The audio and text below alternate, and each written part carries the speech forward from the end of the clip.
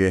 မျက်စိထဲမြင်ကြည့်လိုက်ပါဗျာလွန်ခဲ့တဲ့လအနည်းငယ်ကမှလူငယ်ဖျက်ခွေးတွေမှာကစားနေခဲ့တဲ့အသက်18နှစ်အရွယ်ကလေးတစ်ယောက်ကိုယ်တိုင်ရှေ့မှာရပ်နေတယ်ဟုတ်ကဲ့သူရှိကိုတရှင်ထိုးပြေးဝင်လာတာက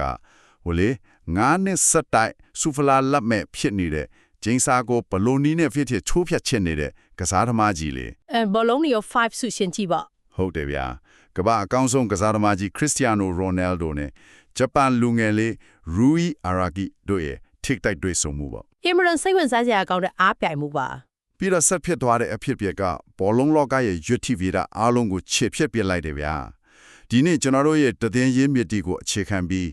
းနနချန်ဆိုင်လေးလာသုံးသပ်မဲ့ဒီစီဇန်မှာလေအာရှချန်ပီယံလိနောက်ဘိုလူပွဲမှာဖြစ်ပြတဲ့အဲ့ဒီအားပြိုင်မှုအကြောင်းကိုအသေးစိတ်ဆွဲထုတ်ပြသသွားမှာပါဟုတ်ကဲ့ရှင်ဒီကနေ့ဆွေးနွေးမှုရဲ့အဓိကရည်ရွယ်ချက်ကအတွေ့အကြုံအရာနုနေတဲ့လူငယ်လေးကဂန္ဓဝင်ကြီးကိုဘလို့တားဆီးခဲ့တယ်လဲဆိုတဲ့အချက်ပေါ့ဗျနီးစနစ်ပိုင်းနဲ့စိတ်ပိုင်းဆိုင်ရာအကြောင်းရင်းတွေပါတာပေါ့ဒါပေါ့ဗျာပြီးတော့ဒီရလက်ကသူတို့နှစ်ဦးရဲ့ရှေ့ဆက်ရမယ်ကစားသမားဘဝတွေပေါ့ဘလို့ရိုက်ခတ်သွားမလဲဆိုတာကိုပါတေချာလေးဖြည့်ကြည့်ကြအောင်ဗျာဒီပွဲကတကယ့်ကိုခစ်တဲ့ဒေးဗစ်နဲ့ဂိုလန်ရက်တိုက်ပွဲကြီးပဲဟုတ်ပါတယ်ရှင်ဒါပဲဂိုလန်ရက်လို့အေယာမဘီလူကြီးကိုရင်ဆိုင်မဲ့ဒေးဗစ်အတွက်လက်နက်ကလောက်လီကွာမဟုတ်ပဲဂိုသမားလက်အိတ်တစုံထင်းနေတာပေါ့ဒီနေရာမှာကျမအနေနဲ့အန်တော်ဆလာကောင်းဆုံးလို့မြင်တာပါလဲဆိုတော့ဒါတာမန်ဘူလူပွဲတစ်ပွဲရဲ့ရလက်အကြောင်းတက်မဟုတ်ဘူးဆိုတာပါပဲဘယ်လိုမျိုးလဲရုပ်ပိုင်းဆိုင်ရာအားပြိုင်မှုတက်မဟုတ်ပဲဟိုလေစိတ်ပိုင်းဆိုင်ရာချင်းချောက်မှုတွေရဲ့နိစနစ်ပိုင်းအားနည်းချက်တွေရဲ့အများကြီးပါနေတာပေါ့ဟုတ်တယ်အတိကကတော့ဘောလုံးကွင်းထဲမှာအတိတ်ကနာမည်ဂုဏ်သတင်းဆိုတာလက်ရှိပွဲစဉ်ရဲ့အဆုံးအဖြတ်အဖြေမဟုတ်ဘူးဆိုတာကိုအချင်းရှာတက်တည်ပြလိုက်တဲ့ပွဲဖြစ်နေလို့ပါပဲထစ်ကြတာပေါ့ဒါဆိုရင်ကျွန်တော်တို့ကွင်းတွင်းကအခြေအနေကိုအရင်ဆုံးစာကြည့်အောင်ဗျဟုတ်ကဲ့တရင်ရမြစ်တဲ့ကကင်းကနန်းတွေကိုကြည်လိုက်ရင်တကယ်ကိုစန့်ကျင်ဘက်ကြည့်ဗျအလဆာကဘောလုံးပိုင်ဆိုင်မှု68ရာခိုင်နှုန်းကတိရှိတယ်68တောင်နော်ဟုတ်တယ်ဗျတပွဲလုံးမှာစုစုပေါင်း9ကန်တွင်ခွင့်20ကျင်းရခဲ့ပြီး9ပေါက်တက်မှုက6ကျင်းရှိတယ်ဒါပေမဲ့9တကူမှမရခဲ့ဘူးတကယ့်ကိုမယုံနိုင်စရာပဲတစ်ဖက်ကကန်ဘာအိုဆာကာကိုကြည့်ရင်တပွဲလုံးနေမှာ9ပေါက်တက်တာကတကြိမ်နေဗျအဲ့ဒီဒင်နစ်ဟမ်မတ်ရဲ့တကြိမ်နေတော့9ပေါက်တက်မှုကပဲပွဲကိုအဆုံးအဖြတ်ပေးသွားတယ်အနိုင်ကိုဖြစ်သွားတယ်ဟုတ်တယ်ရှင်ကျွန်တော်တို့အားလုံးသိထားတဲ့ဘိုလုံးရွတ်တီယာတစ်ဖက်သက်ဖီကစားနိုင်ရင်နိုင်ချေပိုများတယ်ဆိုတာကတော့အမှန်ပဲလေအနာစာတိုက်စစ်ကမယက်မနာတိုက်ခတ်နေတဲ့မွန်တိုင်းကြီးလိုပဲအာရခီကတော့လုံးဝပျော်ကြမသွားတဲ့စေရမန်ကြီးပေါ့အထီးချပဲဗျဒီမှာကျွန်တော်မင်းရှင်းတာကဂိုးကန်တွင်းခွင့်20လောက်ရတဲ့အတင်းကဂိုးပေါက်ကြင်တဲ့တဲ့အတင်းကိုရှုံးသွားတယ်ဆိုတာကဟိုအနာစာရဲ့စနစ်တကျမရှိတဲ့နီးနစ်တွေပိုင်းဖြစ်သနာလားဒါမှမဟုတ်ယော်နယ်နိုပါဝင်သူတို့ရဲ့တိုက်စစ်မှုတွေစီမှာစိတ်ပိုင်းဆိုင်ရာပိတ်ဆို့မှုတစ်ခုခုဖြစ်သွားလို့လားဗျာဘောလုံးပိုင်ဆိုင်မှုကတကယ်ပဲအဖြစ်မဟုတ်တော့ဘူးလားဒီညမှာအဲ့ဒီအချက်နှစ်ချက်လုံးကအပြန်အလှန်အကျိုးသက်ရောက်နေပါရဲ့ရှင်ဘာလဲဆိုတော့ဘောလုံးအားကစားရဲ့သဘောတဘာဝကအခွင့်အရေးဘယ်လောက်ရတယ်လဲဆိုတာထက်ဟုတ်အဆုံးသက်တေချာမှုနဲ့ခံစစ်ပိုင်းကပိုပြီးအရေးပါလာလို့ပါပဲပိုပြီးလွှမ်းမိုးသွားလာကစိတ်ပိုင်းဆိုင်ရာအားပြိုင်မှုနဲ့ခစ်တဲ့ဂိုးဖန်နီးစနစ်ရပြောင်းလဲလို့ကျွန်မကတော့မြင်တယ်ဘယ်လိုမျိုးပြောင်းလဲလဲဗျပွဲရှင်ရဲ့အကုန်းဆုံးကစားသမားစုရသွားတဲ့အာရာဂီကာကွယ်သွားတဲ့ချုပ်ကျင်ကိုတေချာပြန်သုံးသက်ကြည့်ရင်လေသူကအရင်ခေတ်ကဂိုးသမားတွေလို့အမခန့်လေဓာပြန်ဝဲပြီးသွားပိတ်တာမျိုးတိမလို့ဘူးရှင်ဟုတ်တယ်တတိထားမိတယ်ခေတ်ဂိုးသမားတွေရဲ့အဓိကအားသာချက်ဖြစ်တဲ့မှန်ကန်တဲ့နေရာယူမှုအဲ့ဒီနေရာယူမှုနဲ့ဒုက္ခကြကုတ်ကိုကြီးမားအောင်ဖြန့်ကျက်ပြီးပိတ်ဆို့မှုတွေကပိုများတယ်။နေရာမှအတင်ဆောင်နေတဲ့သဘောပေါ့ဟုတ်ပါတယ်ရှင်ဒါကဘယ်လိုပြောမလဲအတွေ့အကြုံရင်ဖဲကစားသမားကြီးတယောက်ကိုဖဲစည်းကမ်းတေချာမတည်သေးတဲ့လူသစ်လေးကလိန်ဆွဲလိုက်တယ်လို့ပါပဲဟာတကယ်လာ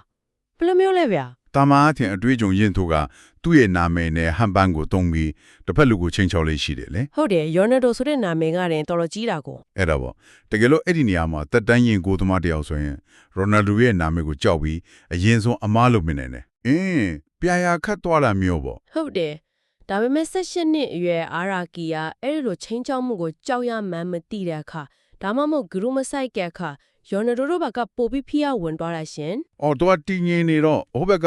ကပြန်လန့်သွားတဲ့သဘောပေါ့ဟုတ်ပါတယ်ရှင်တိုက်စစ်မှုဆိုတာဂိုးသမားကမပြာရာခတ်ပဲတင်းငင်းနေရင်ပိုပြီးတိကျအောင်ထောင်ကျင်းတဲ့ကံမှုစ조사တတ်ကြတယ်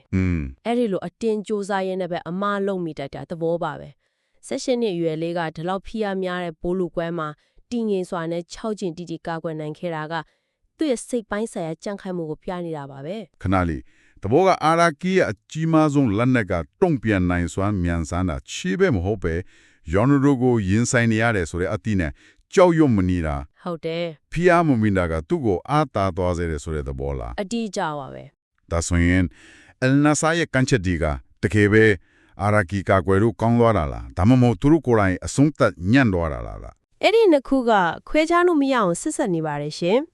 ်ကင်းကနာအရအယ်နာဆာကဂိုးပေါက်တဲမှု6ကြိမ်ရှိခဲ့ပြီမဲ့လေ expected goals လို့ခေါ်တဲ့ဂိုးဝင်နိုင်ချေအလားအလာကိုတွက်ကြည့်ရင်တကယ်တမ်းအန်ဒီရရှိတဲ့တေချာပေါက်6ဖြစ်ရမယ့်အခွင့်အရေးတွေကအဲ့ဒီလောက်မများဘူး အော်ကိုပေါ့တာတဲ့လားတစ်တော့မတိချဘူးပေါ့ ဟုတ်တယ်ယော်နယ်ရိုလိုကစားသမားက20ချိန်ကန်လို့6လုံးပဲဂိုးပေါက်တဲ့တယ်ဆိုတာကသူ့ကိုယ်တိုင်အလင်းစလိုဖြစ်နေတယ်စိတ်လောနေတယ်ဆိုတာကိုပြနေတာပါ တဘောပါပြီ အာရာကီကမန်ကန်တဲ့နေရာယူမှုနဲ့ထောက်နေကိုတေချာပိတ်ထားတာမြင်တဲ့အခါကျတော့အယ်နာဆာတိုက်စစ်မှုတွေကဂိုးပေါက်နဲ့ပိုဝေးတဲ့နေရာတွေကနေဒါမှမဟုတ်အနေထားမဟန်တဲ့အခြေအနေတွေကနေအသိဉကန်သွင်းမှုကျူးစားလာကြတယ် အဲ့ဒီတော့မှလွဲကုန်တာပေါ့ ဟုတ်တယ်ရှင်အဲ့ဒီကနေတိုင်ပေးထွက်တာတွေဂိုးပေါ်ကြော်တာတွေစက်တိုက်ဖြစ်ကုန်တာပေါ့စိတ်လုံးမှုကြောင့်အားနေသွားတယ်လို့အဲ့ဒီလိုဖြစ်အောင်အာရာကီကလည်းတင်းငိမ်မှုနဲ့ပြန်လဲတွန်းအားပေးခဲ့တယ်လို့ဆိုရမှာပါ ဒါဆိုရင်အရာဂီကဖီယာကိုလက်ခံပြီးပဲအနာဆာတိုက်စစ်မှုတွေစီကိုအဲ့ဒီဖီယာဒီပြန်တွန်းပို့လိုက်တဲ့သဘောပေါ့ဗျာ ဟုတ်ပါတယ် တကယ်ကိုအန်တော်စရာကောင်းတဲ့စိတ်ပိုက်ဆိုင်ရာတည်ငြိမ်မှုပဲဒီနေရာကတကယ်ကိုစိတ်ဝင်စားဖို့ကောင်းလာတဲ့အပိုင်းဗျာဘာလို့လဲဆိုတော့ဒီကလေးကဒီတပွဲတဲ့ခေါင်းထွားတာများလားဆိုတာကိုတတိယမြစ်ဒီမှာဆက်ထီလိုက်တော့လုံးဝမဟုတ်ဘူးဗျာ သူကတောက်လျှောက်ကောင်းနေလားလी ဟုတ်တယ်ဗျာဧပြီလ10ရက်ကစားပြီးသူကမ်ဘာအိုဆာကာအတင်းရဲ့ပွဲထကိုတမောက်ချစ်ဆက်တင်တောင်းယူခဲ့တယ် ဟုတ်ကဲ့ အဲ့ဒီနေစားပြီးပွဲထခွင့်ရတဲ့ခွန်ပွဲမှာ6ပွဲကပေးကိုတကိုဒါမှမဟုတ်အဲ့ဒီထက်နေအောင်ဆောင်းဆောင်နိုင်ခဲ့တယ်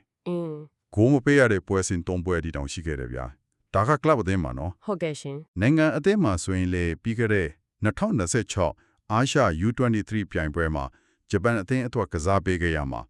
6ပွဲလုံးမှာပေးကို19ပဲရှိတယ် အဲ့ဒီပြိုင်ပွဲမှာသူတကယ်ကိုပေါ်လွင်ခဲ့တာပါ ဒါပေါ့ဗျာ quarter final မှာ Jordan နဲ့ penalty အဆုံးရှက်ခံယူရတော့ penalty နူးလုံးတောင်ကာကွယ်ပြီးဂျပန်ကိုအနိုင်ရစေခဲ့တယ်အဲ့ဒီပြိုင်ပွဲအကောင်းဆုံးဂိုးစမဆုကိုပါရခဲ့သေးတာ တကယ်ကျေပွင့်တင်လေးပါပဲ ဒါပဲပဲလေကျွန်တော်မေကုန်းထုတ်ချင်တာကအခုလိုပြည်တွင်းလိဂ်မှာရောအာရှအဆင့်လူငယ်ပြိုင်ပွဲမှာပါကင်းကနန်းတွေအရာရောရလက်တွေရပါဒီလောက်တက်တေပြထားတဲ့ဒူရီယောက်ကိုလေဘာဖြစ်လို့ယခုပဲတွင်းကျင်းညထားတဲ့2026 FIFA ကမ္ဘာဖလားဂျပန်အသင်းရဲ့ကစားသမား26ဦးစင်းမှာချန်လက်ထားခဲ့တာလေဗျာ အဲ့ဒါကတော့ တူဆာဇီယွန်ဆူဇူကီတို့ကေဇေအိုဆာကိုတို့တိုမိုကီဟာယာဂဝါတို့ကိုပဲရွေးသွားတယ် ဟုတ်ပါတယ်ရှင် သူရဲ့စွမ်းဆောင်ရည်ကဒီလောက်အထိကောင်းမွန်နေပြီးအာရှာဖလားဘူလူကွဲမှာတော့ယော်နယ်လိုရုကိုတားဆီးနိုင်ခဲ့တာတော့မှဘာလို့ကဘာဖလားစရင်မှာမပါရတာလဲအတက်ငယ်လုံးသေးလိုပဲလားဒါကနီးပြတွေဘက်ကမာယွင်းနဲ့ဆုံးဖြတ်ချက်တခုဖြစ်မနေဘူးလားဗျာ ဒီအချက်ကိုပိုချေပြနဲ့ရှုထောင်းကနေချိတ်ဆက်ကြည့်မယ်ဆိုရင်အပေါ်ယံကြည့်ရင်တော့ဆုံးဖြတ်ချက်ကလွဲချော်နေတယ်လို့ထင်စရာရှိပါတယ်ရှင် ဟုတ် ဒါပေမဲ့ဂိုးသမားဆိုတဲ့နေရာရဲ့သဘောတဘာဝနဲ့နိုင်ရွံတကာပြိုင်ပွဲကြီးတွေရဲ့ဖိအားကိုနက်နက်ရှိုင်းရှိုင်းကြည့်ဖို့လိုပါတယ် ဘလို့ကွာခြားသွားလို့လဲဗျာ လူငယ်ပြိုင်ပွဲတွေမှာအောင်မြင်မှုရတာနဲ့နိုင်ညာအတန်းကြီးရဲ့ကဘာဖလားကဲ့သို့အမြင့်ဆုံးပြိုင်ပွဲအကဲအစင်တစ်စမှုကြားမှာကွာခြားချက်တွေအများကြီးရှိတယ်လေဂိုးသမားဆိုတာဘောလုံးကွင်းတဲကကြံတဲ့ကစားသမား10ယောက်နဲ့လုံးဝမတူဘူးရှင် ဟုတ်ကဲ့ သူကအမားတစ်ခုလုံးမြင်ရင်အဲ့ဒီအမားကတိုက်ရိုက်ဂိုးပေးလိုက်ရတာမျိုးပါအထူးသဖြင့်ကဘာဖလားလို့အမြင့်ဆုံးဖိအားရှိတဲ့ပြိုင်ပွဲမျိုးမှာဆိုရင်လေ ဒါပေမဲ့ခဏလေးဗျသူကအခုလေးတင်ရောနေတို့ကိုရင်းဆန်ပြီးဖိအားတန်ခံနေတဲ့အကောင်းဆုံးတုံ့ပြန်နိုင်တယ်ဆိုတာကိုတက်တည်ပြခဲ့ပြီးပြီလေအဲ့ဒီလောက်အတွေ့အကြုံကမလုံလောက်ဘူးလားဗျ မှန်ပါတယ်သူတပွဲတဲ့အနေနဲ့အကောင်းဆုံးတက်တည်ပြနိုင်ခဲ့တယ်ဒါပေမဲ့90မိနစ်စာတပွဲတဲ့တက်တည်ပြတာနဲ့တလားလောက်ကြာမဲ့ပြိုင်ပွဲကြီးတစ်ခုလုံးရဲ့နောက်တန်းကိုအမားရွေးမရှိဥဆောင်နိုင်ဖို့ဆိုတာမတူညီတဲ့စွမ်းရည်လေးပါရှင် ။အော်ပြိုင်ပွဲရှည်ကြီးကြတော့မတူတော့ဘူးပေါ့ ဟုတ်တယ်ဇီဝွန်ဆူဇူကီတို့လိုရွေးချယ်ခံရတဲ့ဂိုးသမားတွေရောက်နိုင်ငံတကာပွဲစဉ်တွေမှာအချင်းငယ်နဲ့ကစားဖို့တဲ့အတွေ့အကြုံပိုများတယ်လေ ။လူငယ်ပြိုင်ပွဲတွေမှာရိုးပိုင်းဆိုင်ရာတက်လက်မှုလျက်များမှုကအထူးကအလုပ်ဖြစ်ပေမဲ့စီနီယာအဆင့်ကမ္ဘာဖလားကိုရောက်လာရင်တော့ပွဲကိုဖတ်နိုင်စွမ်းနဲ့ကိုရှိကခံစစ်မှုတွေကိုနေရာချထားမှုအမိပေးကွက်ကဲမှုကပိုအရေးကြီးသွားပြီရှင် ဟုတ်သားပေါ့ စဉ်းစားကြည့်လေအသက်18နှစ်အရွယ်ကလေးကြီးယောက်ကအသက်30ကျော်အတွေ့အကြုံရင်ခံစစ်မှုတွေကိုအတန်ကျဲကျဲနဲ့အမိန်ပေးကွက်ကဲဖို့ဆိုတာလက်တွေ့မှာအင်မတန်ခက်ခဲတဲ့ကိစ္စပါ နီးပြတွေကအတွေ့အကြုံရှိသူတွေကိုပဲအားကိုးလေးရှိတာသဘာဝပါပဲ အော်သဘောပေါက်ပြီဗျာဂျပန်နီးပြဖွေကအာယာကီရဲ့လက်ရှိကောက်ွယ်နိုင်စွမ်းကိုအယုံအကြည်မရှိတာမဟုတ်ပဲကဘာဖလားလိုနေရာမျိုးမှာမဖြစ်မနေလိုအပ်တဲ့အတွေ့အကြုံနဲ့တသင်းလုံးကိုထွန်းမှုကိုကဲနိုင်မှုကိုစိုးရင်လို့စွန့်စားမှုမလုပ်တာပေါ့ တိကျပါတယ်ရှင်နောက်ပြီးဘောလုံးလောကမှာကိုသမားတယောက်ရဲ့အထွတ်အထိပ်ရောက်တဲ့အရွယ်ဟာတာမန်အဖျင်အသက်28ခန်း30နှစ်ကြာမှရှိတယ်